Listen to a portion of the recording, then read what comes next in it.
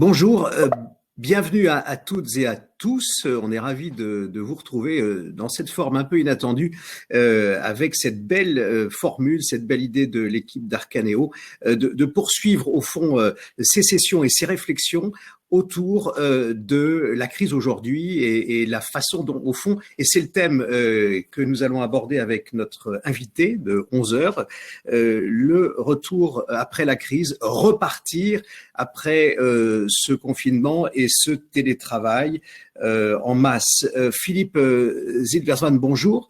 Bonjour. Vous êtes avec nous, vous êtes un professeur expert, auteur d'ouvrages. Vos spécialités, on les connaît et on va les découvrir encore un peu plus en détail. Vous avez, vous, une réflexion extrêmement précise sur ce qu'il faut savoir et au fond, ce que l'on doit savoir quand on est confronté à des contextes de crise, de difficultés, de tensions majeures. Il faut avouer, n'est-ce pas Philippe, que celle-ci est unique, elle est inédite dans l'histoire du monde et en particulier dans l'histoire des sociétés, des entreprises. Vous qui êtes avec nous, vous qui nous écoutez, vous qui allez pouvoir réagir, vous avez vu, vous pouvez poser des questions, on les regardera avec Philippe, on y répondra au fil de cet échange et puis vous allez aussi pouvoir répondre au sondage. 3 questions vont vous être posées, n'hésitez pas à donner aussi votre avis en votant. D'ailleurs, Charlotte, n'hésitez pas à poser la première question qui est une question d'entrée de jeu. Alors, repartir après la crise, Philippe, la question est simple, mais la réponse assez complexe. Comment est-ce que vous voulez l'aborder aujourd'hui ? Alors moi, ce que je peux faire peut-être juste effectivement pour lancer un petit peu la discussion, c'est vous partager ce que moi j'ai pu vivre. Alors non pas tant personnellement, mais avec les entreprises avec lesquelles je travaille. J'ai essayé avec ma co-auteure depuis plus d'un mois maintenant d'avoir un échange en continu avec des dirigeants d'entreprise, plus généralement des collaborateurs d'organisation, des cadres, sur comment ils gèrent ce choc. Alors d'abord le choc lui-même, et puis évidemment ce qui est le sujet aujourd'hui sur après le choc, ce qui va venir. Donc voilà, juste partager 2-3 petits éléments, mais encore une fois c'est vraiment histoire de lancer nos échanges. Donc, ce qu'on a vu effectivement, et vous avez raison de le dire, mais je crois qu'on le sait tous, mais il faut quand même le rappeler, c'est que ce qu'on a vécu, c'est un choc brutal et exceptionnel. On a déjà vécu des crises, qu'elles soient économiques ou qu'elles soient naturelles. Hein. La crise de 2008 était financière, elle a été très importante, ça a été un choc assez brutal.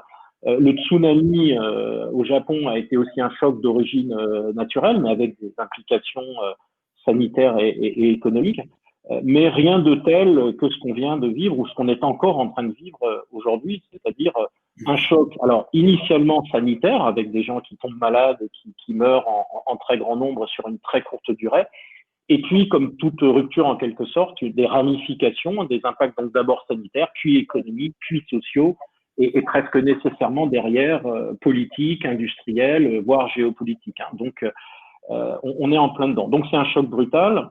Comme je le disais, on a évidemment vécu une situation sanitaire très difficile avec des gens qui meurent, des gens qui sont malades, des gens qui souffrent, évidemment des familles qui sont en difficulté, et puis des chefs d'entreprise qui se retrouvent presque du jour au lendemain en mode survie, avec un carnet de commandes qui disparaît du jour au lendemain, des problèmes de trésorerie. Voilà. Donc je crois qu'on est tous à peu près au courant de ce contexte-là. Mais en fait, ce sur quoi moi je voulais insister, après avoir quand même rappelé la difficulté réelle qu'on vit, c'est qu'on a aussi vu des choses assez extraordinaires. Moi, ça me frappe beaucoup de voir, alors, il y a des entreprises qui sont figées et qui vont se retrouver en très grande difficulté, mais on a aussi des entreprises qui ont eu des réactions incroyables. Alors, on a tous vu ces entreprises qui se sont réorganisées pour fabriquer des masques, pour faire du gel, etc. Mais au-delà, beaucoup de gens me disent qu'ils ont été très impressionnés par la capacité de leur organisation, en quelque sorte, à se hisser à la hauteur de l'événement et des collaborateurs qui vous disent qu'au fond, ils vivent un moment assez exaltant où plein de choses deviennent possibles, où ils voient des comportements qu'ils n'auraient jamais pu imaginer. Il y a un côté, un peu un côté guerre où, voilà, c'est exaltant. Il y a une espèce d'énorme énergie qui se dégage de la part de gens qui n'auraient pas forcément imaginé que ça puisse être le cas. Donc voilà, on a une réaction qui est assez incroyable et des impossibles d'hier qui sont devenus des possibles presque instantanément. Alors, on va en reparler, hein, mais le télétravail, c'est presque la caricature de ce qui, depuis des années, n'arrivait pas vraiment à décoller.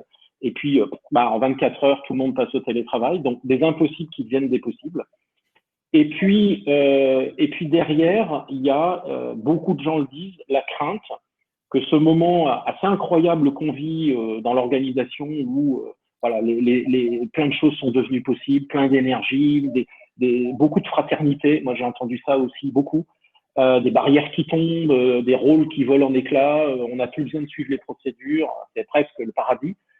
Et une grande crainte, c'est que tout ça se referme et que dans quelques jours, quelques semaines, quelqu'un siffle la fin de la récréation et dise bon, allez, on s'est bien amusé, mais maintenant il faut revenir à des choses bien gérées, bien, etc. Et ça, c'est une vraie crainte que moi je vois parmi les collaborateurs des organisations. Voilà, c'est quelques éléments, encore une fois, juste pour lancer la discussion. Merci pour cette introduction, Philippe. On va revenir sur certains points. D'abord, les mots que vous entendez, hein, ils sont très importants parce que derrière les mots, il y a des attitudes, il y a des postures et il y a probablement des nouvelles pratiques. Est-ce qu'on peut revenir sur et détailler cet aspect-là? Je pense notamment à fraternité. Vous l'avez dit, c'est un mot dans l'entreprise et vous qui nous écoutez, n'hésitez pas à réagir. Chacun défend sa chapelle. Généralement, il y a des schémas, on se mélange pas ou en tout cas assez rarement on est dans une position de combat. Et là, vous parlez de fraternité. Donc, est-ce que ça sous-entend au fond qu'on va franchir un pas? C'est une vraie question. En tout cas, je dirais que de facto le pas a été franchi parce qu'aujourd'hui, moi, il y a ce chef d'entreprise qui me racontait qu'aujourd'hui, quand il fixe un conf call avec ses collaborateurs, la grande question c'est à quelle heure les enfants font la sieste, faut pas que ce soit trop proche du repas parce qu'on prépare le repas, etc. Chose qui aurait été absolument inenvisageable il y a encore quelques semaines. Donc je crois que le pas a été franchi.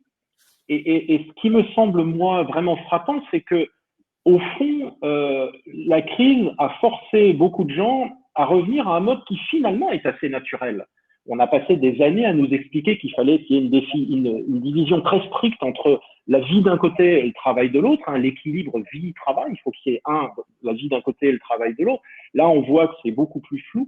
Et donc, l'impression que j'ai, c'est que ce à quoi on est revenu pour l'instant, c'est quelque chose d'assez naturel. C'est l'identité propre des gens parce que tout ça s'est fait de façon assez spontanée.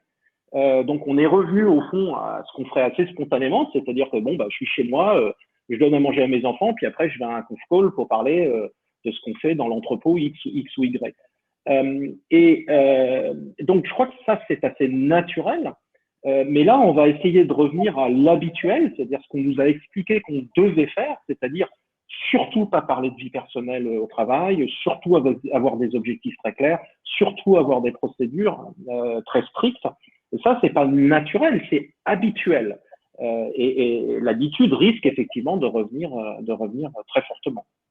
Alors justement, il y a des questions. On va les prendre comme ça.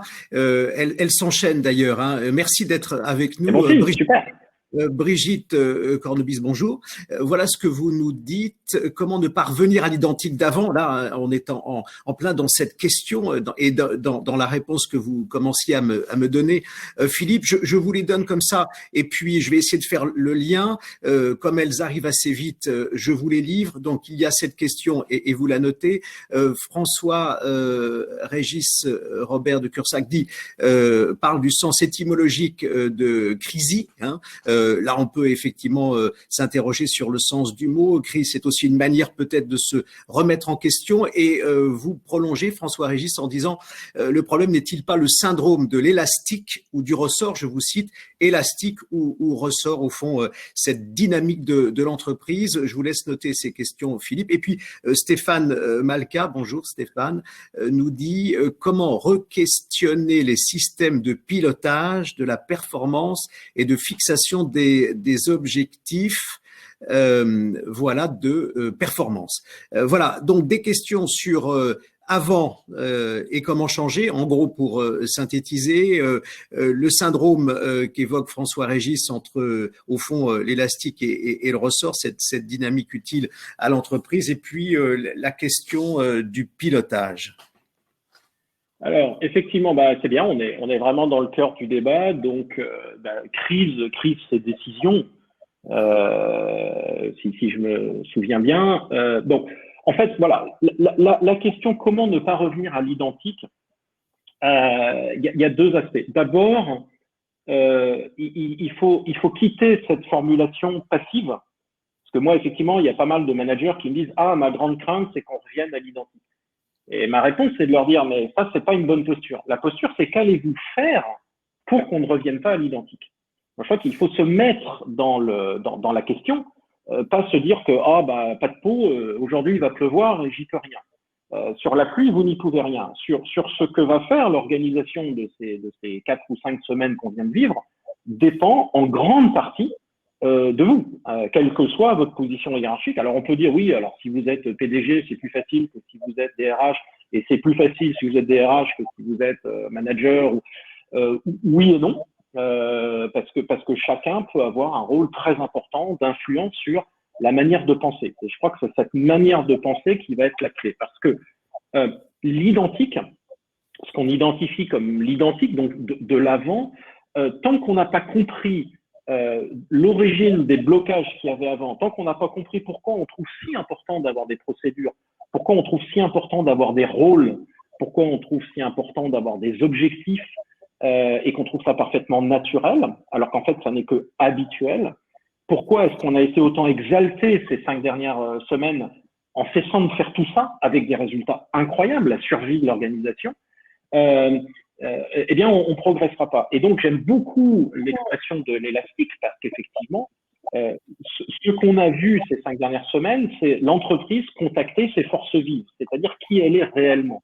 D'accord? Donc, la puissance de la crise a fait que l'identité réelle de l'organisation et des gens qui la composent a pu s'exprimer. Et puis, effectivement, la fin de la crise va relâcher la pression et l'élastique va faire son travail. Et donc, ce qu'il y a derrière tout ça, c'est ce que moi j'appelle les modèles mentaux, c'est-à-dire les croyances profondes de l'organisation. C'est ce qui nous fait trouver parfaitement normal d'avoir des contrôles, parfaitement normal d'avoir des rôles bien définis, parfaitement normal de ne rien faire sans qu'on ait un objectif précis, etc. Donc, l'idée que je défends, et pareil, l'un des participants avait le mot re-questionner, qui est le mot fondamental. Et donc, merci de l'avoir évoqué, parce que tant qu'on ne questionne pas qui on est en tant qu'organisation, c'est-à-dire notre identité derrière nos croyances profondes sur le monde, on repartira pas sur des bonnes bases. Et si on n'identifie pas ça, eh bien, effectivement, l'habituel va revenir au galop, pour reprendre l'expression de Fernanda. Et c'est ce qui va se passer inéluctablement dans les prochaines semaines. On va tous parler de résolution, de réinvention, de l'organisation, pla. Et puis tout ça, hop, on va revenir au statu quo ante, c'est-à-dire aux procédures, aux objectifs, aux rôles, etc. Parce qu'on n'aura pas fait ce travail de se dire, tiens, on a touché quoi pendant ces 5 semaines? On a touché notre identité profonde. Eh bien, si on ne la met pas en avant et on se dit, maintenant, on va l'assumer, notre identité profonde. On n'avait pas d'objectif pendant 5 semaines et ça a été génial, on a fait des trucs incroyables. On était contre le télétravail, en 24 heures, on est tous passés au télétravail, on s'est aperçu que ces impossibles, en fait, ils étaient dans notre tête. Et quand les événements ont fait sauter ces impossibles, on s'est aperçu qu'en fait, c'était parfaitement possible. Donc, je crois qu'il y a cette notion-là d'examiner ce qui était le blocage pendant toutes ces années, qui a sauté pendant ces 5 semaines, et gardons ça, en fait. Alors, Philippe, merci pour ces réponses plurielles, hein. Je vais profiter de ce que vous dites là et des questions pour faire un point sur le sondage et les résultats qui font quand même un clin d'œil à ce que vous dites et peut-être à cette forme d'espoir sur une autre manière de travailler. La première question du sondage: pensez-vous que votre entreprise va travailler à l'heure du déconfinement comme avant le confinement? Non, à 84%. Donc c'est quand même, il y a cette volonté, hein. Est-ce qu'on peut pas dire, et au fond, que c'est cet élan que chaque salarié, que chaque manager, que chaque entreprise tente d'exprimer? Et puis, n'hésitez pas, Charlotte, à poser les autres questions qui sont là du Encore sondage. une fois, il y a une vraie attente là-dessus, puisqu'encore une fois, alors je précise aussi qu'il y a pas mal de fatigue, hein. Beaucoup de gens disent, là, effectivement, ça fait 5 semaines que je vis un truc extraordinaire, mais je suis aussi un peu fatigué. Il n'y a pas que des aspects positifs, mais effectivement, la question, encore une fois, de dire, est-ce que ça ne sera pas pareil après? Beaucoup de gens ont un espoir très grand que après soit différent.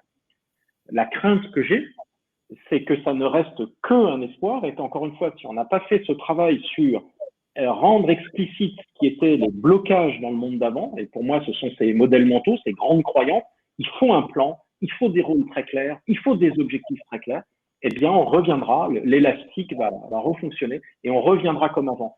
Or, le problème, c'est que si on revient comme avant, évidemment, ça va être très, très mal vécu par les collaborateurs, et on va se retrouver avec une tension très forte. La tension très forte, elle sera d'autant plus exacerbée que si vous avez 12% de chômage, les gens iront pas voir ailleurs. Donc, vous allez vous retrouver avec des organisations qui seront à l'intérieur, avec des gens qui sont extrêmement frustrés parce que pendant 5 semaines, ils ont vu la lumière.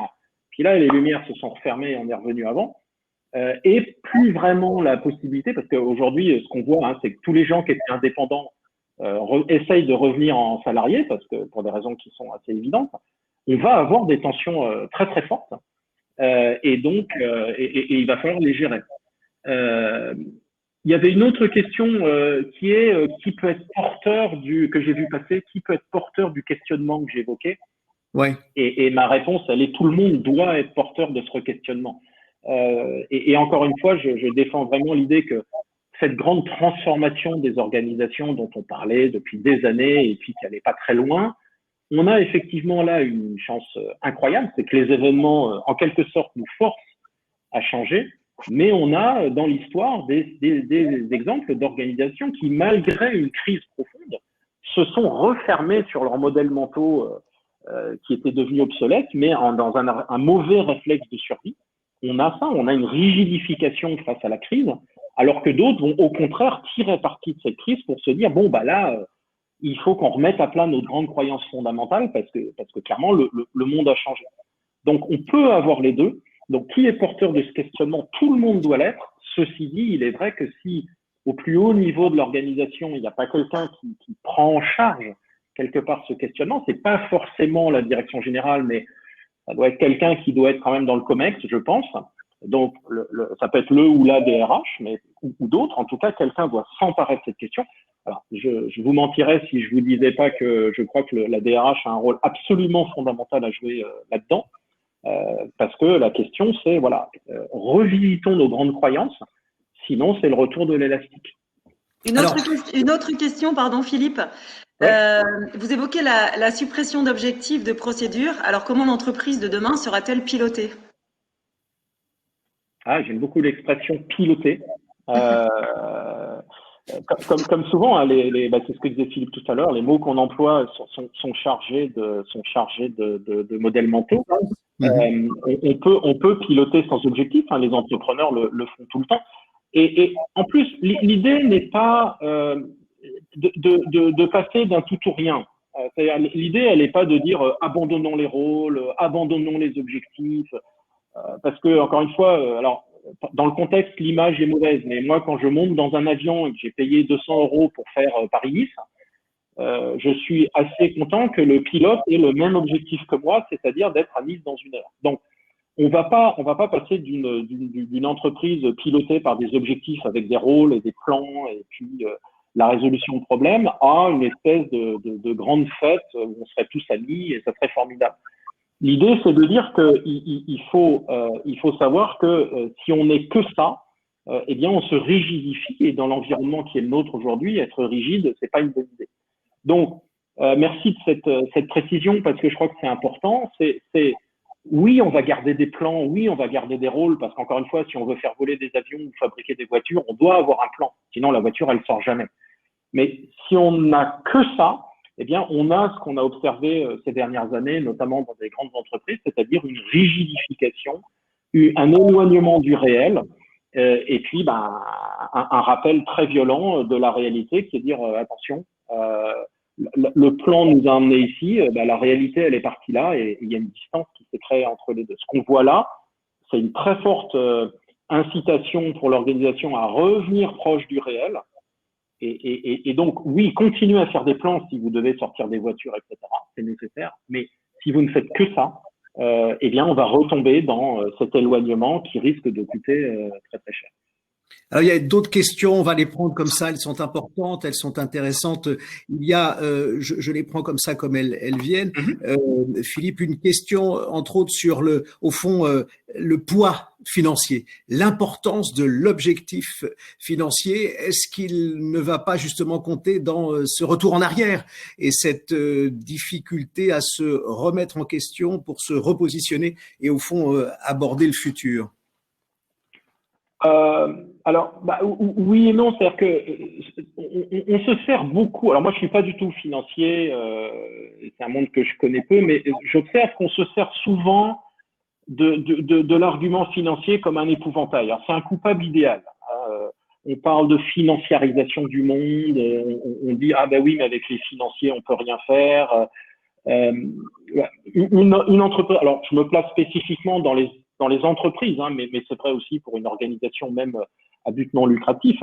La gestion financière est un nécessaire. Enfin, je pense que j'ai pas besoin de le développer plus loin. Donc, bien sûr qu'il va conserver des objectifs financiers. Bien sûr, ce qu'on voit en ce moment, évidemment, c'est une pression très très forte sur le contrôle de la trésorerie. C'est une évidence. On a des flux qui diminuent et puis on a des sorties qui sont maintenues. Donc, je crois qu'aujourd'hui, le rôle de directeur financier ou directrice financier et notamment de gestionnaire de la trésorerie, c'est un rôle qui est ultra stratégique pour les semaines qui viennent, qui est en particulier vrai des petites entreprises. Donc ça ne changera pas. Encore une fois, la question, c'est pas de se dire la finance va encore tout bloquer, donc je ne peux rien faire. Donc, cette espèce de sentiment d'impuissance apprise qui est malheureusement un réflexe assez fréquent. Parce qu'aujourd'hui, moi, ce que j'observe dans pas mal d'entreprises, c'est évidemment un souci très aigu des questions de trésorerie, parce que c'est comme l'oxygène, hein, s'il n'y a plus de trésorerie, il n'y a plus de vie, donc tout le reste, du coup, ça devient de la philosophie. Mais on est très loin de voir des organisations qui disent, il n'y a que la finance qui compte, et puis tout le reste ne compte pas. Au contraire, les gens disent, voilà, on doit, dans les semaines qui viennent, piloter notre trésorerie de façon extrêmement précise, parce que c'est notre oxygène. Mais on sait bien que si on ne fait que ça, on survivra les quelques semaines qui viennent et puis derrière, on sera mort. Donc, tout le monde est conscient que, et je reviens sur le mot crise qu'évoquait l'un d'entre vous tout à l'heure, dans toute crise, il y a une opportunité et je crois qu'aujourd'hui, les organisations sont très conscientes de cette dualité qui est de dire, voilà, on doit gérer le choc du présent, les conditions sanitaires de nos collaborateurs, en gros, et puis notre trésor, si je réduis, hein, c'est les deux soucis aujourd'hui. Donc, continuer à faire fonctionner la machine, protéger nos collaborateurs et puis continuer à avoir de l'oxygène. Mais si on ne fait que ça, on sait de toute façon qu'à la rentrée, on sera mort. Donc là, c'est le deuxième volet et je crois que c'est surtout ce qui se passe en ce moment, passé les 5 semaines de choc, c'est de se dire, bon, là, on a retrouvé un peu d'oxygène et maintenant, il y a un espace qui s'ouvre nécessairement et qu'est-ce qu'on va en faire? Et là, c'est l'innovation, petite ou grande. Autre question, Philippe. Pour ne pas revenir à l'identique, n'est-il pas nécessaire de valoriser les profils jusqu'alors considérés comme atypiques parce que disruptifs et naturellement capables de re-questionner les pratiques et d'identifier les blocages? Oui. Alors oui, bien sûr, mais je crois qu'encore une fois, derrière, l'idée, ce serait de se demander pourquoi faut-il être atypique pour questionner les modèles mentaux. Normalement, tout le monde devrait devraient s'habituer à poser ces questions. Le vrai problème, c'est que on considère qu'il y a la masse de gens qui ne doivent pas poser de questions et puis on va saupoudrer quelques profils atypiques qui, eux, vont poser des questions.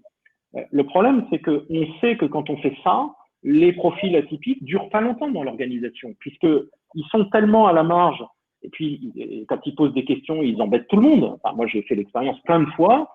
Si votre rôle dans l'organisation, c'est d'être l'empêcheur de tourner en rond, l'organisation, elle a besoin de tourner en rond, elle a besoin de produire ses voitures, elle a besoin de sortir ses produits. Et si vous êtes celui ou celle qui en permanence dit « Ah non, attention », etc., ça peut pas fonctionner. C'est-à-dire que ça ne peut fonctionner que de façon systémique. Donc, la vraie question, c'est comment peut-on amener des managers à prendre pour habitude de questionner la façon dont ils fonctionnent et les grandes croyances de l'organisation. Non pas, je dirais, de façon systématique et il y a un chargement qui arrive dans l'entrepôt et vous dites ah, attendez, on arrête le chargement, moi j'aimerais qu'on repose des questions de fond. C'est pas du tout ça, c'est de façon habituelle, c'est une forme avec Béatrice, ma co-auteure, on défend l'idée d'une discipline. On dit c'est comme la brosse à dents, c'est 3 minutes le matin, 3 minutes le soir, que chacun dans l'organisation soit capable de façon régulière de faire un pas de côté, de se dire tiens on fait ça mais est-ce qu'on pourrait pas faire autrement, etc. Donc de quitter la notion de profil atypique qui se fait broyer par l'organisation ou qui se fait évacuer dans un préfabriqué au fond du parc de l'entreprise, pour mettre cette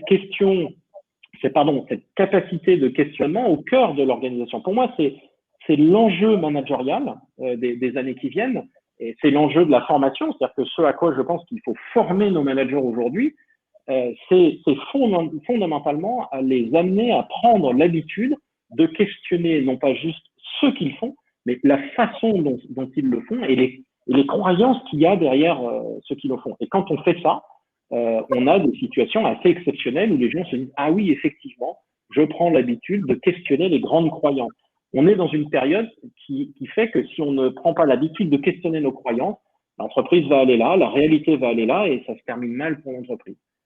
C'est un point important, Philippe. On va, si vous le voulez bien, s'y attarder un instant sur cette place, au fond, du questionnement. En faisant ce lien avec le sondage et vos réponses, voici la question. Que vous disent les salariés de votre entreprise aujourd'hui? 2 possibilités de réponse. J'ai peur ou j'ai hâte. Eh bien, j'ai hâte revient à 61%. Au fond, il y a une volonté de prendre part et de rejoindre le mouvement. Alors, je voudrais on va vous entendre évidemment sur ce pourcentage, Philippe, parce que je devine que vous avez évidemment une analyse sur ces échos qu'on entend au sein des entreprises et qu'entendent les DRH en particulier.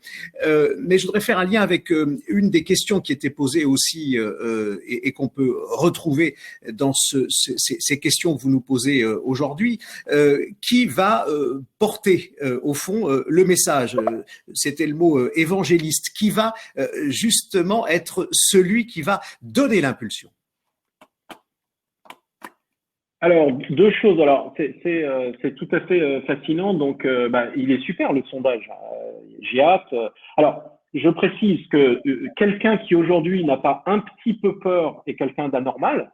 Parce que on vit quand même une période qui est très compliquée, il va y avoir beaucoup de chômage, des entreprises vont faire faillite, donc une absence totale de peur serait un peu étrange, parce que la peur, c'est un sentiment qu'on ressent à l'approche d'un danger, donc il y a quand même une part de danger, mais effectivement l'idée c'est de pas en être victime. Donc et j'ai hâte, c'est fascinant, volonté de prendre part, ça c'est un mot d'action, je veux prendre part à ce qui se passe, prendre part à la gestion du choc, ça c'est ce qu'on a vu, ces 5 dernières semaines où le chauffeur de camion dit moi j'ai moins de transport donc je vais aller aider les gens à la chaîne de production, etc. On a vu des dizaines, des centaines d'exemples comme ça. Prendre part à la gestion du choc.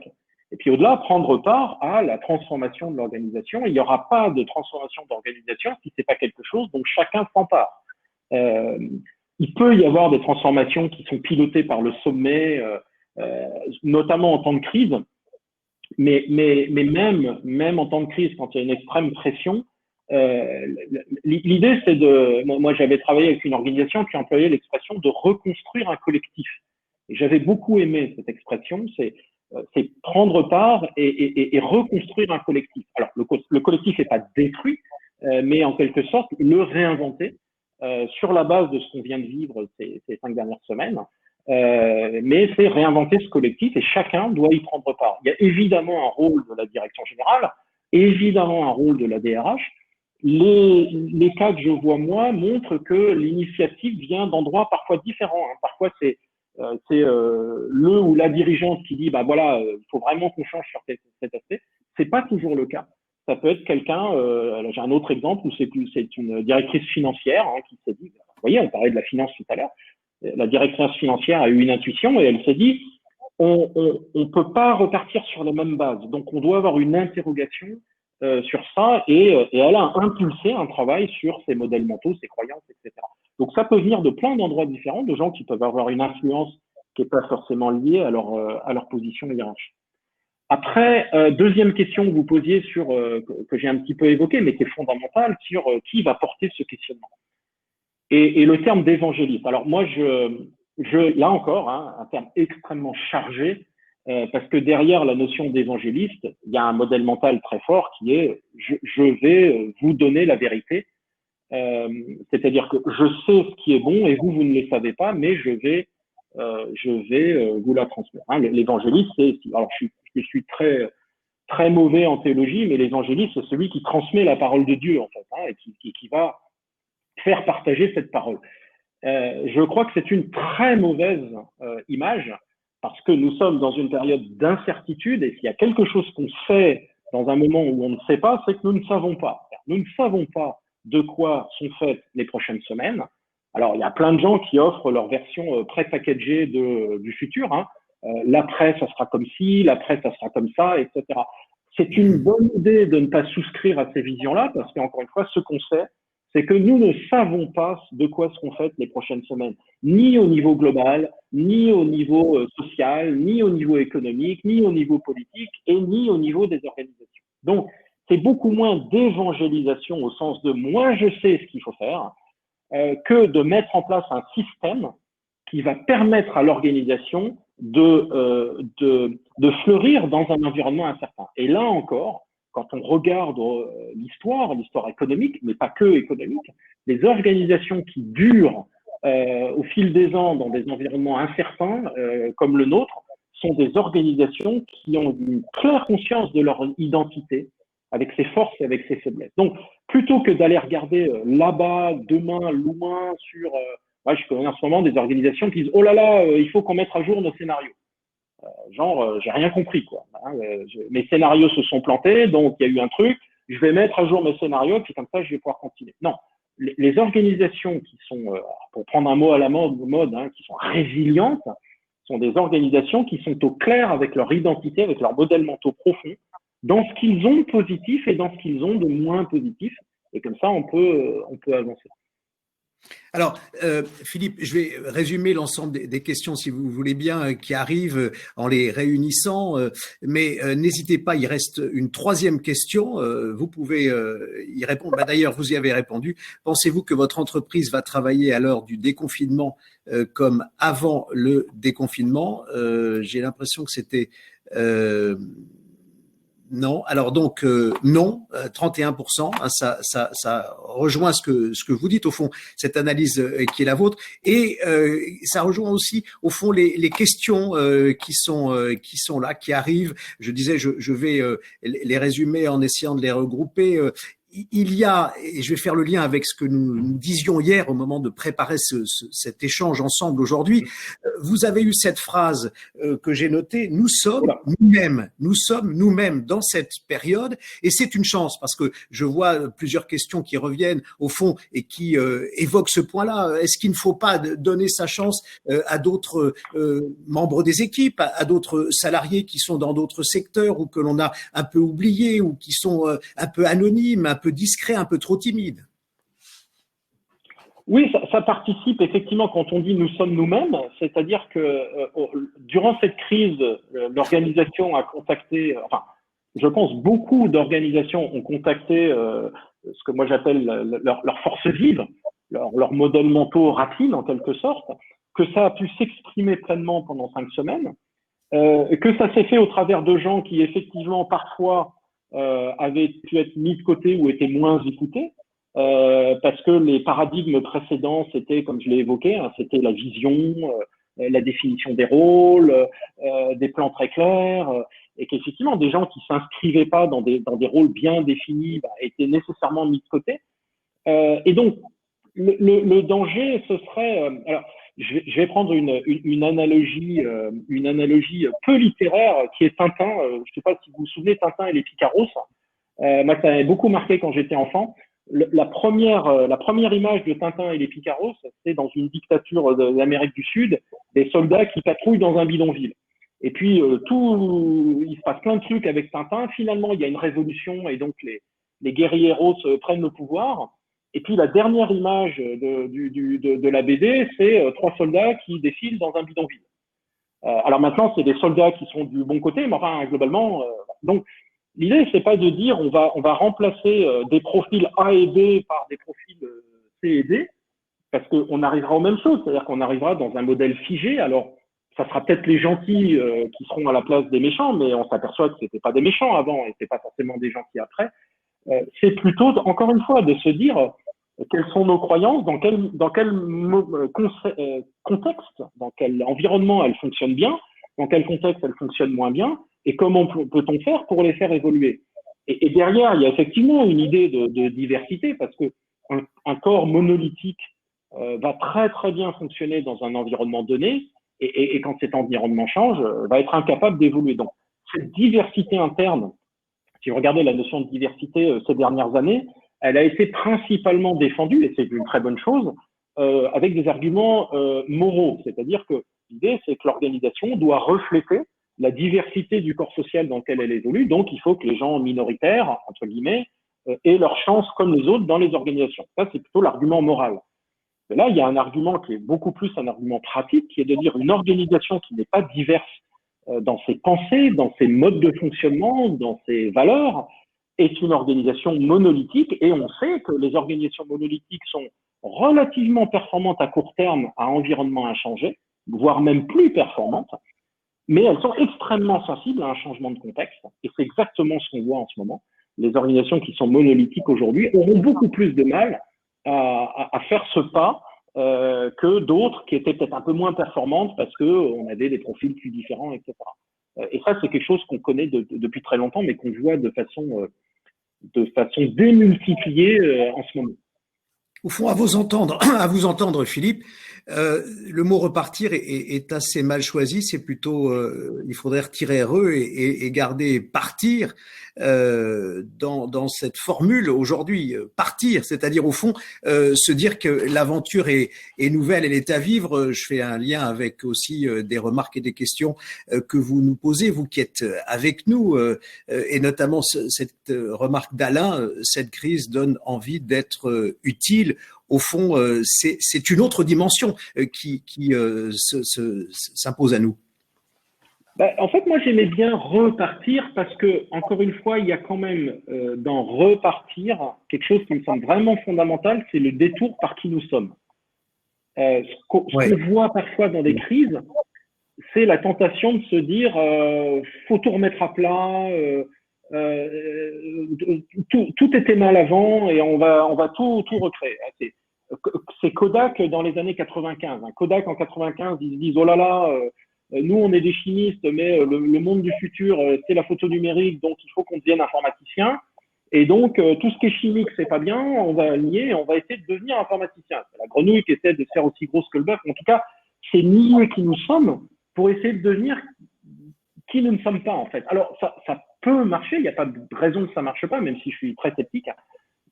Et Kodak a essayé de vraiment, et là pour le coup de dire partir, c'est-à-dire abandonner qui nous sommes pour devenir des gens radicalement nouveaux, en gros une société d'informatique. Et ça s'est très mal passé. Ce qui est fascinant, c'est que si vous regardez ce qu'a fait Fuji à la même époque. Donc Fuji est confronté à la même chose. Fuji, il fabrique des pellicules, c'est un chimiste. Le monde de la photo devient numérique, donc il n'y a plus de place pour eux. Donc le point de départ est le même. Que dit Fuji? Eh bien, Fuji va pas du tout raisonner comme Kodak. Fuji va se dire, nous, on est des chimistes. Voilà. Donc, si le monde de la photo, ça devient numérique, bah, ce monde, il n'est pas pour nous. D'accord? Donc, on va pas forcément le quitter là maintenant tout de suite, mais ce monde n'est plus pour nous. Nous, on est des chimistes. Donc, il y a on regarde l'environnement, mais on le regarde à la lumière de qui on est, encore une fois. Une compréhension profonde de ce qui nous anime, notre identité, nos modèles mentaux. Et en l'occurrence, si je caricature et je simplifie, le modèle mental de Fuji, c'est nous, on est des chimistes. Voilà, là, c'est notre truc. Et donc, qu'est-ce qu'ils ont fait? Ils se sont dit, bah, on va gérer le déclin de la photo argentique tranquillement, mais on va aller explorer des métiers autour de la chimie. Alors que Kodak était dans une espèce de fuite en avant en disant, non, on abandonne la chimie.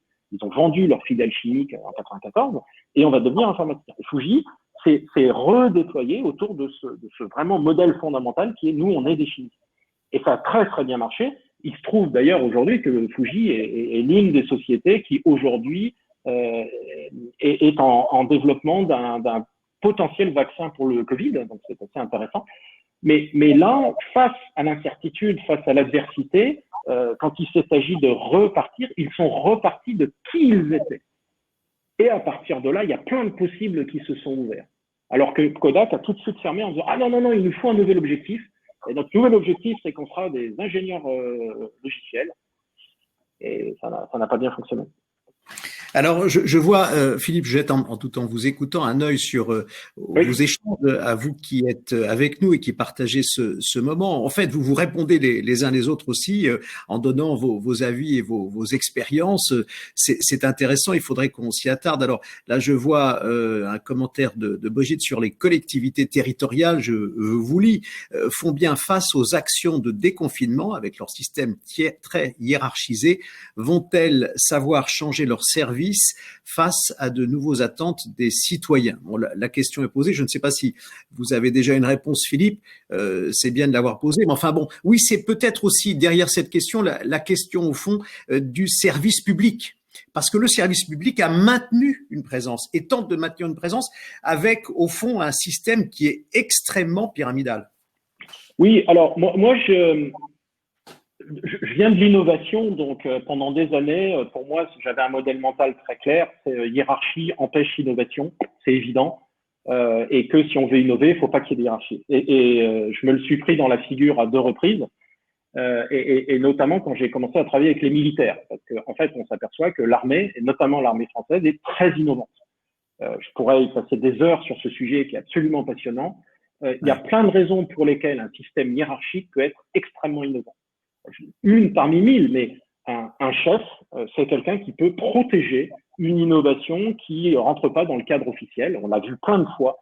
Il y a des choses passionnantes qui ont été écrites par un historien militaire qui s'appelle Michel Goya et qui montre comment l'armée française a pu innover précisément parce qu'elle était hiérarchique, c'est-à-dire que des chefs pouvaient protéger des innovations qui rentraient pas dans le cadre, que les autres essaient de tuer parce qu'ils disent « Ah, ça n'a aucun sens, etc. etc. » Et donc, là encore, modèle mental, hiérarchie ne s'oppose pas à innovation. Alors, il y a des contextes dans lesquels la hiérarchie va empêcher l'innovation, et c'est regrettable. Là, le chef va dire, bah non, je t'interdis de faire ça, bah là, c'est mort.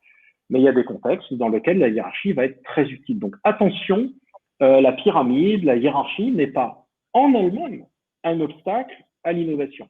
Et alors, pour ce qui est du service public, que je connais un peu moins, mais j'ai aussi quelques contacts là-dedans, bah, alors, on ne va pas rentrer dans des polémiques. On a vu 2 phases du service public dans cette crise française. On a vu l'hôpital qui s'est adapté de façon absolument extraordinaire. On l'a vu, les salles de réanimation qui ont été multipliées, etc. La capacité, vous savez, la gestion d'un pic dans une industrie, c'est ce qui est le plus difficile. Donc, je pense que l'hôpital français a remarquablement bien géré le pic et l'absorption des malades, les malades qui étaient envoyés à d'autres endroits, etc., etc. Donc ça a été fascinant à observer. Avec, pardon Philippe, avec le soutien de l'armée, là, si je peux me permettre, parce que vous évoquiez. Très bon point. Donc là, vous avez le service public à son meilleur, c'est-à-dire que là, il y a un problème à régler, on est en mode focalisé et on y va à fond. Les avions qui volent, les TGV qui envoient des gens à l'autre bout de la France, etc. voilà, je passe, mais il faut le souligner, ça c'est vraiment, ça a été un moment extraordinaire, donc on sort maintenant, mais qui a été extraordinaire. Après, vous avez une autre facette du service public qui est la gestion des masques, qui est désastreuse, qui continue à être désastreuse. On va pas en sortir. Dès que les supermarchés vendent des masques, tout le monde les engueule alors qu'on est content d'avoir des masques, etc. Donc là encore, ce qu'il faut quitter, c'est le mode noir-blanc, bien, pas bien, service public c'est toujours mal, ou service public c'est toujours bien.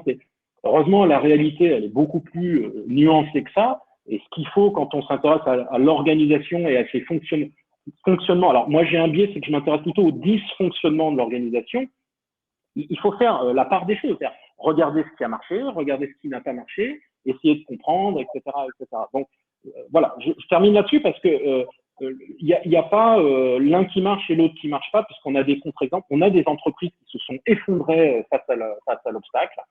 On a des services publics qui se sont effondrés face à l'obstacle. Je pense à la Poste notamment, mais la gestion des masques est un deuxième exemple. On a des services publics qui ont magnifiquement réagi, encore une fois, à l'hôpital. Donc voilà, quittons le côté noir-blanc pour aller dans le détail et essayer de comprendre ce qui fait qu'une organisation se hisse à la hauteur de l'enjeu ou pas. Et là encore, je pense que si on va creuser derrière son identité profonde, eh bien, c'est ça qu'elle côtoie face à la crise. Et ce qu'elle côtoie, parfois, c'est beau, c'est magnifique. Et là, on l'a vu plein de fois. Philippe, pardon. Une question et remarque intéressante. Face au risque de plans sociaux, oui. Une solution peut-elle être de manière très pragmatique d'organiser des mobilités interentreprises à durée déterminée entre les entreprises qui s'apprêtent à licencier et celles qui auraient des besoins de compétences identiques? Casser les silos au niveau d'un territoire, c'est re-questionner également son identité. Alors, bon, là, très sincèrement, je quitte un petit peu mon domaine de compétences. Alors, ça ne va pas m'empêcher d'avoir un avis sur la question, mais je préfère dire quand même que je suis vraiment pas compétent sur ces notions de plans sociaux. Alors, de manière plus générale, évidemment, tout ce qui facilite la mobilité. On sait aujourd'hui qu'il y a des secteurs qui sont en très forte tension. Moi, il y a un chef d'entreprise qui me disait l'autre jour, moi, mon carnet de commandes, il est plein, mais c'est juste que j'ai pas les gens pour... donc, il était désespéré parce qu'il dit, moi, je pourrais doubler ma production, mais alors, il y a certains salariés qui veulent pas venir parce qu'ils avaient peur, d'autres qui étaient tétanisés, d'autres, etc., etc.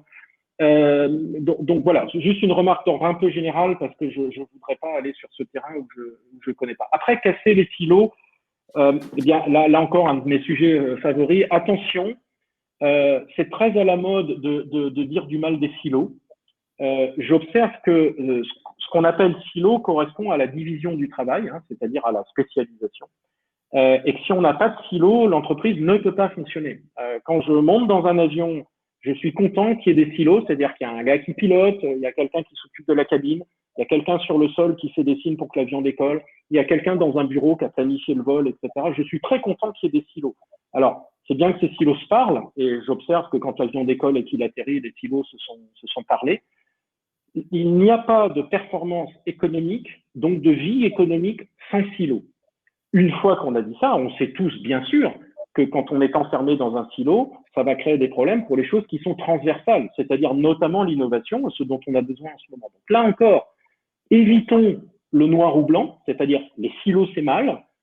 Il faut juste dire, le problème des silos, c'est, en fait, moi ça fait, je crois qu'en sociologie des organisations, ça doit faire 50 ans qu'on pose le problème des silos en disant il faut supprimer les silos. Si ça fait 50 ans qu'il y a des silos, c'est que quelque part ils sont utiles. Et encore une fois, les silos, c'est la condition de performance de l'organisation. Voilà. Mais on sait aussi que ils limitent l'innovation. Donc là encore, on quitte le noir ou blanc, bien pas bien, et on va vers le contextuel, c'est-à-dire qu'on va se dire voilà, dans certains contextes, les silos sont indispensables, mais dans d'autres contextes, ils nous empêchent d'innover. Comment peut-on faire pour conserver les avantages du silo, mais en amenant quand même des gens à travailler entre eux, etc. Et là, on revient sur des questions de management, de ressources humaines, etc. Mais quand on fait ça, on peut agir. Alors que si on dit les silos c'est pas bien, eh ben on est bloqué parce que si c'est la condition de la performance de l'organisation, c'est le modèle mental de l'organisation et vous ne pourrez pas lutter contre ce modèle mental si vous l'attaquez de front. Ça, c'est la grande leçon de tous les innovateurs. Alors Philippe, il y a une réaction justement à ce que vous dites là, et tant mieux, hein, c'est le partage qui veut cela. Voilà, je je lis ce qui est évoqué à propos des silos, casser les silos, c'est surtout créer des liens entre silos pour améliorer le fonctionnement collectif et transverse de l'entreprise. Voilà la question aussi de la transversalité et de la force. Voilà, mais du coup, on n'est plus dans casser les silos. On est dans créer des liens entre les silos. Et là, je trouve que derrière, il y a un modèle mental différent. Le mot casser, il est violent. Vous voyez, quand quelqu'un arrive en disant « moi, je vais casser les silos », les gens qui travaillent dans les silos et qui en voient le mérite toute la journée, leur réaction naturelle, ça va être de défendre les silos. Et ils auront raison. Alors, on va appeler ça résistance au changement. Non, c'est parce qu'encore une fois, si les silos sont là, c'est qu'ils ont une utilité objective. Donc, dire « je vais casser », c'est un modèle mental de violence qui est contre-productif. Dire « non ». Les silos sont utiles, mais il faut tisser des liens entre les silos. Ah, là, d'accord, oui, là, on n'est plus dans une attaque, mais on est dans élargissons la notion et dire, voilà, on garde les silos, mais on doit aussi faire en sorte que dans les silos, il y ait des gens qui... Là, on tisse des liens. Je préfère l'expression tisser des liens que casser. Alors, je reviens sur ce que vous disiez à propos du fonctionnement et du dysfonctionnement, l'une de vos spécialités, Philippe, comme vous l'avez très bien expliqué. Et ça me permet de faire un lien avec une des questions qui était posée sur, au fond, la place et l'intérêt de l'ancien et du moderne. Est-ce que vous-même, vous croyez à ces greffes? Est-ce qu'elles peuvent prendre, greffer au fond ce qu'on est en train de vivre et les expériences qu'on est en train d'en tirer sur l'ancien? Est-ce que ça peut prendre ce type de greffe? Je pense que si on pose, alors c'est très français, hein, si on pose le problème entre ancien et moderne, on reste dans des schémas binaires qu'on adore, bien, pas bien, gentil, pas gentil, l'innovateur contre le ringard, etc. Il faut absolument sortir de ça. Le problème, il n'est pas entre ancien et moderne. Quand on lit un livre de philosophie, on comprend mieux le monde d'aujourd'hui. Ça a été écrit il y a 2500 ans. Il y a des choses anciennes qui sont extrêmement pertinentes. Il y a des choses modernes qui sont complètement débiles. Enfin, je pense que le domaine du management est relativement bien placé pour savoir que beaucoup de choses, entre guillemets, modernes, sont extrêmement nocives, mais il y en a d'autres qui sont extrêmement utiles. Donc, quittons le binaire. De toute façon, dès qu'on a binaire, c'est pas bon. On est dans un monde complexe, on est dans un monde incertain. Si je pouvais donner un conseil à ceux qui nous écoutent, un seul, c'est la prochaine fois que vous avez un problème pensé en termes binaires, vous avez un petit drapeau rouge en disant « Oh, attention, j'arrête, je vais essayer de le poser en 3 ». Rien que ça, c'est d'une très très grande puissance. Et donc, ancien et moderne, moi je refuse absolument de raisonner en ces termes-là. Moi je connais des anciens qui sont hyper contemporains, hyper pertinents, des modernes qui sont complètement ringards. Enfin, voilà, donc l'organisation, encore une fois, elle examine ses croyances. Certaines de ces croyances sont utiles, certaines de ces croyances sont contre-productives en fonction du contexte dans lequel on est. Des choses qu'on considère comme modernes sont en fait des reformulations de choses qui sont très anciennes, etc. Donc voilà, quittons, s'il vous plaît, cette opposition ancien-moderne qui est contre-productive, qui porte sur un jugement de valeur qui est vraiment très néfaste. Philippe, une question relative aux entreprises à mission. Avez-vous observé des réactions spécifiques aux entreprises à mission face à la crise de Covid-19 et pas de réponse binaire, s'il vous plaît? Ah bah si, c'est bien ou c'est mal, il faut que je choisisse. Pas de réponse binaire, pas de réponse binaire. Ce qu'on observe quand on regarde, alors il y a eu beaucoup de travaux, alors récemment, mais vous savez qu'en management, tout n'est que cycle. Il y a eu beaucoup de travaux sur la mission et la vision il y a une vingtaine d'années, notamment par un auteur qui s'appelle Jim Collins, qui a écrit un livre qui s'appelle Good to Great, ou de la performance à l'excellence, avec lequel j'ai eu la chance de pouvoir travailler. Et alors lui, il était un ardent défenseur de la mission et de la vision, et il a essayé de montrer dans son ouvrage que les entreprises à mission, les entreprises qui sont très claires sur leur mission et sur leur vision, durent plus longtemps. Il a beaucoup parlé de résilience, de performance sur le long terme. Ce qu'on observe, c'est qu'en fait, si on regarde ces entreprises, il n'y a pas eu d'impact, ni dans un sens ni dans un autre. C'est-à-dire que certaines de ces entreprises qui avaient une mission très très claire ont périclité. voire ont eu des problèmes d'éthique. Je pense à Wells Fargo, par exemple, aux États-Unis, ou à Fannie Mae ou Freddie Mac, qui sont des organismes de prêt aux particuliers qui ont été deux des très grands acteurs de la crise des subprimes aux États-Unis.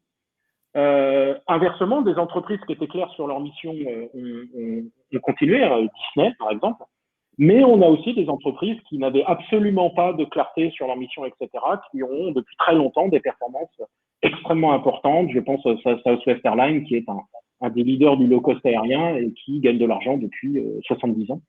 Donc, il n'y a pas de lien établi entre le fait d'avoir une mission et d'être résilient sur le long terme. Ça semble pas être des facteurs. Donc, ça ne veut pas dire qu'il ne faut pas avoir de mission. Je dis juste que c'est pas en termes de performance et de résilience que ça se joue.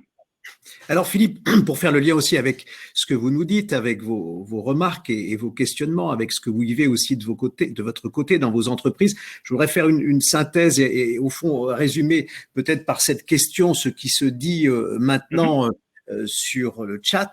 Il y a au fond une vraie question du télétravail. On l'a pas encore évoqué, il faudrait qu'on s'y attarde. C'est quand même devenu une forme d'habitude. Est-ce que là, on n'est pas en train d'apprendre aussi en France une autre manière de travailler? Je dis en France et j'insiste là-dessus parce que vous savez, vous Philippe, qui est un spécialiste du fonctionnement et du dysfonctionnement, que ça fonctionne depuis longtemps à l'étranger. Alors ça, c'est vraiment typique d'une crise. La crise, elle fait exploser nos modèles mentaux. Moi, je discutais avec un manager au tout début de la crise et il me disait, Philippe, c'est quand même extraordinaire. Il y a une semaine, j'avais conclu après une longue étude et avec ma DRH que le télétravail n'était pas possible dans notre organisation parce que ça allait mettre en danger sa pérennité. Et une semaine après, ça sauve cette organisation. Donc, énorme explosion de modèle mental. J'évoquais au début l'impossible est devenu non seulement possible, mais nécessaire, voire vital. Donc, c'est quand même on est dans des chocs qui sont extrêmement profonds. Donc, tout le monde est d'accord aujourd'hui pour dire que le télétravail a sauvé les organisations dans ces dernières semaines. Mais encore une fois, le problème, c'est ce qui va se passer dans les semaines à venir. Alors, on me dit que l'immobilier est en pleine explosion pour les maisons dans la ceinture parisienne parce que les gens se disent « ha, je n'aurai plus besoin d'aller à mon bureau tous les jours ». Je n'en suis pas si sûr parce qu'encore une fois, ce fameux élastique qu'on évoquait tout à l'heure, c'est qu'on peut avoir, à moins que la notion de travail, à moins que notre rapport au bureau ne soit pas explicitement discuté dans les organisations avec les croyances sous-jacentes, c'est-à-dire je ne veux pas de télétravail parce que fondamentalement je ne fais pas confiance, je ne veux pas de télétravail parce que si je ne vois pas mon chef, il va pas me promouvoir, donc ça fonctionne dans les deux. Moi j'ai eu des échanges absolument surréalistes, mais je pense que les gens qui nous écoutent ont dû vivre la même chose, la méfiance des deux côtés, c'est-à-dire si je suis loin du chef, ça c'est très français, hein, c'est Versailles, hein, si je suis loin de la cour, je serai pas promu. Et puis le roi dit, si je le vois pas, c'est que je peux pas m'appuyer sur lui, etc., etc. S'il n'y a pas un examen conscient des croyances qu'il y a derrière et des non-dits, l'élastique va revenir. C'est-à-dire qu'on accordera volins-nolins un jour par-ci, un jour par-là. Moi, il y a un chef d'entreprise qui me disait, ouais, on reviendra peut-être, on accordera peut-être une après-midi de temps en temps, mais soyons sérieux. Fin de la récréation, maintenant, on revient travailler sérieusement. On va voir la même chose, c'est-à-dire qu'on va tous rêver à la révolution au grand soir, etc. L'élastique va revenir. Et dans une période de chômage et de nécessité de performance économique, il n'y aura pas beaucoup de discussions. Donc, tension nouvelle entre qui on aimerait être vraiment et puis les modèles qu'on va replaquer dessus. Donc là, il y a un vrai risque. Alors, il y a des entreprises qui vont faire le pas, mais il y a des entreprises qui seront rattrapées par leur élastique identitaire, malheureusement. C'est tout l'enjeu. Hein. Le télétravail vous fait réagir, le sujet qu'on aborde maintenant. Alors, je lis la question, remarque aussi de Brigitte. Que faire des managers peu résilients ou qui ont du mal à s'adapter au télétravail? Voilà. Quel conseil vous pourriez donner face à ces comportements-là? C'est vraiment mettre rapidement les gens dans une case. C'est-à-dire que la question, encore une fois, c'est qui est qui et qui peut contribuer. Il y a des métiers qui se prêtent bien au télétravail, il y a des métiers qui se prêtent mal au télétravail. Moi, très souvent, j'observe que quand on interroge les croyances, d'abord le terme de manager résilient et le lien avec le télétravail, vous voyez, encore une fois, il faut interroger la capacité qu'on a ou la tendance qu'on a à tout de suite aller claquer des étiquettes sur quelqu'un qui ne répond pas à notre demande. Quand même, jusqu'il y a 5 semaines, on voulait pas que les gens fassent du télétravail. Et maintenant, on veut qu'ils en fassent, et s'ils en font pas, on les engueule. Soyons quand même raisonnables. Le télétravail, l'un d'entre vous, hein, je crois que c'était c'est Ingrid qui dit attention, on vient de vivre une période exceptionnelle. Précisément, on a vécu une période exceptionnelle. Donc, comment on va passer de l'exceptionnel au normal? On ne pourra pas faire la même chose. Donc, la question, c'est pas ah, t'es un méchant et t'es pas résilient et t'es pas alors on va mettre tous les mots à la mode. Hein, t'es pas collaboratif et t'es pas machin et t'es pas truc. Donc, on est accusatoire tout de suite. On est tout de suite dans un jugement entre les gentils et les pas gentils. Essayons de dépasser ça. Essayons de se dire voilà, dans l'après exceptionnel, donc l'après choc, évidemment qu'on se dit que le télétravail serait quand même une option intelligente, mais recomposer. Il y a une partie de télétravail, il y en aura un peu plus pour certains, un peu moins pour d'autres, plus facile psychologiquement pour certains, pour d'autres, etc. Faisons ça intelligemment, co-construisons une nouvelle approche du travail dans laquelle le télétravail aura un rôle. Alors, là, je m'éloigne de mes compétences. Je ne suis pas du tout un spécialiste du travail. Hein, donc, j'en parle juste de façon générique en disant, si on prend le même mode que précédemment, c'est-à-dire, moi, je sais ce qui est bon pour toi et je vais te l'imposer, on aura les mêmes résultats. Si on profite de ça pour dire, bon, on va remettre les choses à plat, on va essayer de comprendre quelles sont les motivations, les freins perçus, ce qu'on se dit, nous, face à une situation donnée, on a une chance de construire quelque chose d'intelligent qui correspondra à l'époque dans laquelle on vit, c'est-à-dire, moi, ce que j'observe, les gens sont plutôt intelligents, ils sont plutôt de bonne volonté, ils ont envie de bien faire, ils aiment leur organisation. Et si on évite de les accuser tout de suite d'être résistants au changement ou pas résilients, on se donne une chance de s'appuyer sur leur intelligence. Donc voilà, c'est plus générique hein, que vraiment de me prononcer sur le télétravail où je suis quand même pas très compétent. Philippe, on n'a pas abordé ce point-là, mais qui est important lorsqu'il s'agit de repartir au fond et aussi de se retrouver dans l'entreprise. Très clairement, le lien social en ce moment, il n'existe plus ou très, très différemment. Est-ce qu'il n'y a pas aussi cette question-là de repenser au sein des structures d'entreprise le lien social? Je crois qu'on n'a jamais eu autant de lien social. On n'a pas de lien physique, c'est-à-dire que c'est la première fois où on dissocie le lien physique du lien social, parce qu'il peut y avoir lien social sans lien physique. Encore une fois, on est dans une situation exceptionnelle, bien sûr. Hein, ça ne durerait pas sur le long terme. Il y a énormément de liens sociaux.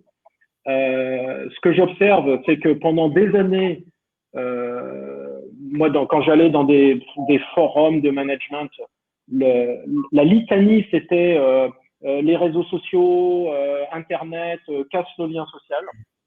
C'est une évidence, un modèle mental dominant. Et voilà, j'entendais ça, c'était devenu, ça me choquait même plus à la fin tellement j'y étais habitué. Et là, on s'aperçoit que Internet et les réseaux sociaux sauvent le lien social. Ce que je trouve extraordinaire. Hein. C'est-à-dire que j'ose même pas imaginer ce qu'aurait donné un confinement il y a 20 ans, où la majorité des gens n'auraient pas eu Internet chez eux. Je pense que ça aurait été beaucoup plus difficile à gérer, y compris socialement. Et je parle pas juste au sein des entreprises, je pense aussi dans la ville. Donc, moi, je défends l'idée, je sais que ça fait réagir très fortement, je défends l'idée que le lien social s'est considérablement développé. On a vécu, je le disais en introduction parce que j'y crois beaucoup, on a vécu des moments exceptionnels en termes de collectif. Je mentionne bien sûr les moments difficiles, hein, mais il y a eu ça. Donc, la question après, c'est plus, si je reste dans le domaine de l'organisation, c'est notre rapport au bureau en fait, hein, puisque pendant très longtemps, alors je dis le bureau, en tout cas le lieu de travail, je travaille forcément sur mon lieu de travail. Et là, on s'aperçoit qu'on peut faire du travail en étant déconnecté. Donc, il y a une dissociation entre le lieu, entre guillemets, de travail, on va appeler ça le lieu professionnel, et puis l'endroit où je peux faire du travail, qui peut être chez moi ou dans ma maison de campagne, etc. Donc, derrière, il faut réinterroger. Je pense que c'est un des enjeux aujourd'hui, et je crois que là, il y a un rôle de la DRH qui est fondamental. C'est interroger ce que va devenir notre rapport au bureau, au lieu de travail, qui va plus forcément être le lieu uniquement où on fait la performance fonctionnelle, je dirais. Alors, on sait que le lieu de travail est beaucoup plus que ça, et je ne crois pas qu'il y a de lien social qui a été cassé. Il y a un lien social qui va être différent. Alors, moi, j'ai des entreprises qui me disent qu'elles travaillent là-dessus en disant, bah, on va organiser des rituels dans lesquels on demandera aux gens d'être présents. Alors, ça peut être, je sais pas, tous les jeudis, par exemple, pour avoir des moments ensemble. On va avoir des choses autour de ça, mais de grâce, essayons de quitter cette notion de « ah, le lien social s'est cassé ». Là encore, on est un peu, je pense, dans du binaire. Allons plus loin, on a vécu des choses incroyables, mais là encore, je pense qu'il faut repenser ça en quittant le Internet c'est pas bien ou Internet c'est magique. C'est un peu les deux, évidemment. Alors, je vois une question qui est aussi un avis, au fond, sur ce retour à l'entreprise dans l'entreprise que vous évoquez, Philippe. Quand on a préparé ce moment, hier, vous vous souvenez, j'ai noté que ce retour, c'est le retour aussi avec les habitudes, enfin on l'espère, autour de la machine à café, mais aussi le lieu de la confrontation. Et ça, c'est un point sur lequel il faut que vous insistiez, parce que il y a aussi cette nécessité de pouvoir se challenger, qui aujourd'hui existe un petit peu différemment. Oui, alors effectivement, moi, on a tous vécu les plaintes de nos amis sur la vie de bureau, etc., etc. Et là, depuis 5 semaines, les gens vous disent oh là là, ça me manque quand même le café avec les collègues, y compris les abrutis. Enfin, il y a un côté, c'est comme l'expression, à quoi on reconnaît le bonheur, eh bien au bruit qu'il fait quand il s'en va. Hein. Donc, on s'aperçoit que la vie de bureau, elle a toujours ses aberrations et ses côtés énervants, mais il y a un souhait de retour en partie à la normale. Alors, en lien avec ce qu'on disait tout à l'heure, il y a à la fois une envie que les choses changent, et en même temps, on se dit que un petit retour à la machine à café, c'est quand même pas désagréable. D'accord. Donc, rapport à la question qu'on posait tout à l'heure sur repenser le bureau, oui, il y a cette machine à café qui est un lieu social, qui est un lieu d'innovation. C'est le seul vrai lieu d'innovation, la machine à café. Hein. C'est là que se discutent les modèles mentaux sur « ah bah tu penses qu'on pourrait », etc. Les révolutions ont toutes commencé dans les cafés. Hein. Et puis effectivement, c'est aussi un lieu de confrontation parce qu'un corps social existe avec une tension. Donc il faut des lieux où s'expriment ces tensions parce que sinon il y a une atomisation. Je crois que c'est un peu ça qu'on dit quand on craint la perte du lien social. Mais c'est cette tension qu'il faut assumer totalement. Une organisation, c'est une gestion de conflit. Il n'y a pas d'organisation sans conflit. Une organisation qui gère bien ces conflits, qui les régule, est une organisation saine. Donc oui, l'espace physique est aussi un espace dans lequel on va pouvoir organiser ces confrontations, les gérer, les réguler et grandir. Donc, c'est particulièrement, je pense, important dans des contextes très incertains, puisque dès lors qu'on admet que la direction générale ne sait pas de quoi l'avenir est fait, ça serait vraiment bien si on pouvait au moins admettre ça, parce que eux le savent, mais nous, on pense qu'ils savent, ce qui n'est pas vrai, hein, bien sûr. Donc, si on admet que la direction générale ne sait plus de quoi l'avenir est fait, eh bien, on va devoir le co-construire ensemble et on va devoir avoir besoin de confrontation et il faut l'organiser. Et on sait que les confrontations sont organisées plus efficacement quand il y a un lieu physique dans lequel on peut se rencontrer, se sentir, etc., etc. Voilà. Donc, il y a un enjeu là-dessus, effectivement, je pense. Philippe, avant de vous remercier et pour conclure, 2 questions en une, si vous le permettez. D'abord, je sais que vous êtes en contact avec des patrons, des chefs d'entreprise très régulièrement dans le cadre de vos activités et en ce moment, hier encore, quel est le schéma dont ils vous parlent qui vous paraît le plus original et dont vous avez envie de nous parler pour repartir justement? Que vous disent-ils à ce propos? Quelle solution originale vous pourriez nous présenter et résumer? Et enfin, pour conclure totalement, allez, comment est-ce que vous-même vous avez vécu et vous vivez cette période?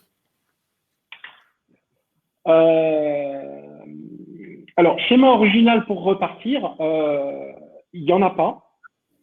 Et je crois que c'est une super bonne chose parce que je pense que ceux qui repartent le mieux, c'est ceux qui font ce travail. C'est-à-dire qu'on compris qui ils étaient et qui, moi je discutais avec une boîte qui fait de la grande distribution et au fond, alors ils ont beaucoup souffert, hein, je crois que leur chiffre d'affaires c'est moins 70% ou quelque chose comme ça. Mais globalement, la machine a bien réagi et donc il n'y a pas le côté wow, surprise. Non, voilà, on a adapté plein de choses qui étaient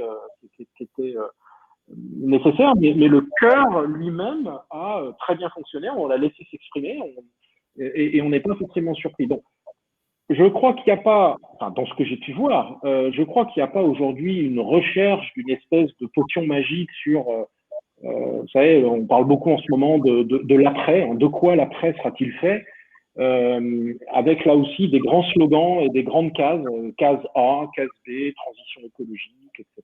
Donc, la réalité, c'est que je crois que, enfin, en tout cas de ce que je perçois, et ça n'a que cette valeur-là, c'est que on a des chefs d'entreprise qui regardent ce qui marche, qui se posent des questions, qui ont compris que les prochaines semaines n'étaient pas très claires et qui vont avancer sur des bases qui sont non pas des grands schémas et des grandes solutions originales, mais qui sont encore une fois des bases plutôt identitaires. En disant, tiens, là, on est plutôt pas mal, on va renforcer cet aspect-là, là, on va un peu diminuer, etc., etc. Donc, on est là encore sur des choses plus fines que des solutions très originales. Méfions-nous des grands schémas, parce que c'est quand même les grands schémas qui ont explosé en vol depuis 5 semaines. Et puis après, en ce qui me concerne, alors je ne sais pas s'il fallait qu'on termine sur moi-même, mais je suis à la fois optimiste et pessimiste. Enfin, la façon dont je l'ai vécu, c'est que on l'a vu, hein, des situations difficiles, mais aussi des situations extraordinaires. Il faut contacter cette joie qu'on a pu observer dans ces organisations ou avec ses collaborateurs. Moi, c'est un boost d'énergie incroyable. Moi, je m'attendais à ce que les gens disent « Oh mon Dieu, tout s'est effondré, on va tous mourir ». Mais en fait, pas du tout. Alors, j'insiste bien, il y en a qui souffrent vraiment, hein, je le redis, parce qu'il faut pas, c'est pas non plus, tout est idyllique, mais dans beaucoup d'entreprises, il y a eu un choc, c'est très difficile, mais il y a eu aussi cette énorme énergie qui est fascinante. Donc, on a touché du doigt qui on était vraiment, et il faut pas le laisser repartir. Voilà, faut pas que le truc se referme. Moi, c'est ça qui m'anime et qui fait que je pense que je suis assez optimiste. Mais si on ne s'empare pas, nous, de ces questionnements-là fondamentaux, vous savez, une crise, elle crée un espace. Les anciennes explications fonctionnent plus. Et donc, on va avoir besoin d'explications pour le, entre guillemets, nouveau monde. Si nous ne créons pas nous-mêmes ces explications, il y en a d'autres qui vont le faire pour nous, qui vont venir avec des explications toutes faites. Et là, on le regrettera, je pense. Donc voilà, moi, c'est ça qui m'anime. Comment aider les managers, mais plus généralement des citoyens, hein, à s'emparer de ces notions-là pour dire non, si on veut reconstruire des choses, on va le faire ensemble, à notre manière. On ne va pas se contenter de prendre un truc sur l'étagère offert par un idéologue ou un gourou du management ou, qui va nous dire cochez les 3 cases là et puis c'est bon. Et je crois que c'est vraiment ça l'enjeu. Merci Philippe, merci pour ce moment, cette heure et quelques que nous avons passé ensemble. Merci à vous toutes et tous pour vos réactions, vos questions, votre participation sous cette forme. Merci à l'équipe d'Arcaneo et prenez soin de vous. Prenez soin de vous. À bientôt. Merci à vous. Au revoir.